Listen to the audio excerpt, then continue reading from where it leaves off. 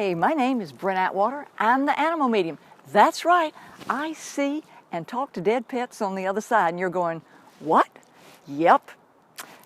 Being on the other side is something unusual? Nope. Is it something paranormal? Nope. It's real. And today we're going to talk about your guilt on this side when your pet is on the other side. And you're going, no. All this can't be right. Yes, it's right, because pet loss is not about pet loss per se. It's about pet loss of the fursuit, transition into living energy, on the other side, so that your pet is alive and well and with you forevermore. You're going, doesn't work that way. Yes, it does. We're changing the paradigm of pet loss. It's pet loss of a fursuit and transition to the other side and living energy. But here's what happens a lot of times. A lot of times there's guilt. Yeah, real guilt that you have after your pet is transitioned. And we had a comment in our Facebook group, which is below. We invite you to join us because we have lots of conversations there. And we tell stories, and we tell examples, and we give testimonials, and we ask questions, and we talk about signs, and we talk about afterlife. So come over there, and you don't even have to participate. Just join us and listen and learn and watch. So anyway, the conversation was, I yelled at my pet before he died.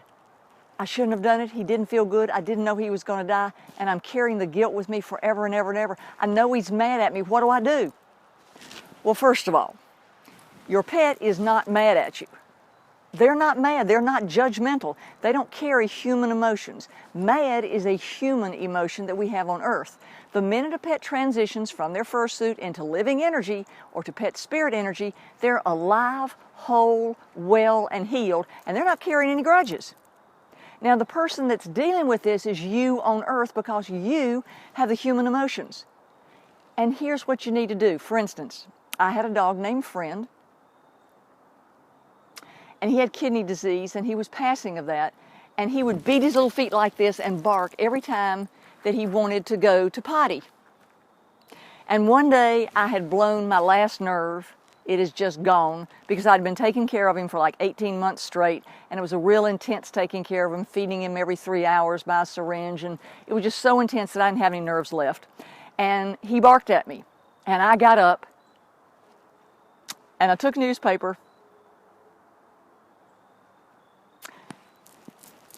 and I waved it at his face like this, and I shook it real hard, and I said, don't you ever be quiet, be quiet, be quiet, be quiet.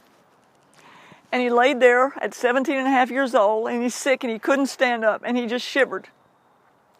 And he never, ever barked again.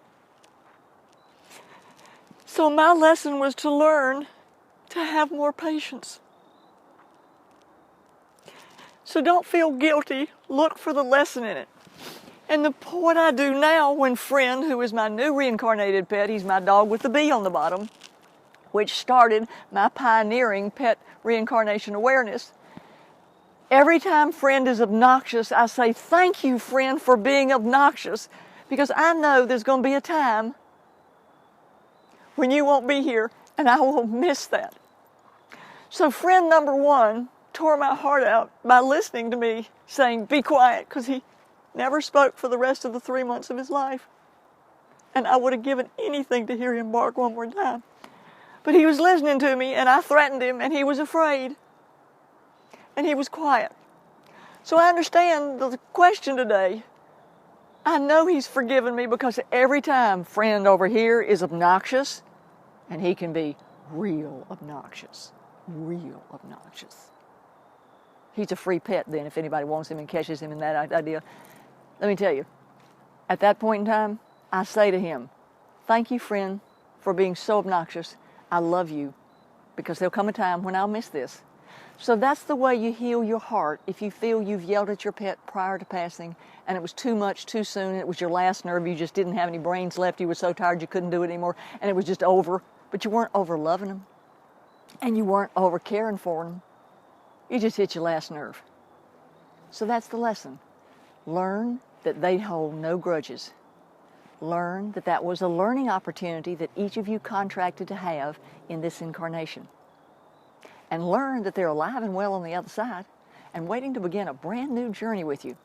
I hope that helps everybody who's had the same feeling that I had about yelling at your pet when they were sick prior to their death and having the guilt associated with it.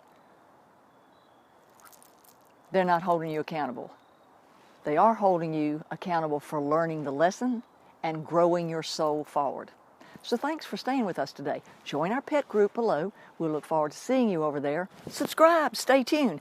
And if you'd like, go visit our sister radio station, www.petliferadio.com. My show is alive again. Join my Alive Again Facebook pop-ins. See me on Instagram, Twitter. And we'll look forward to seeing you next week. Stay tuned. Bye, bye, bye.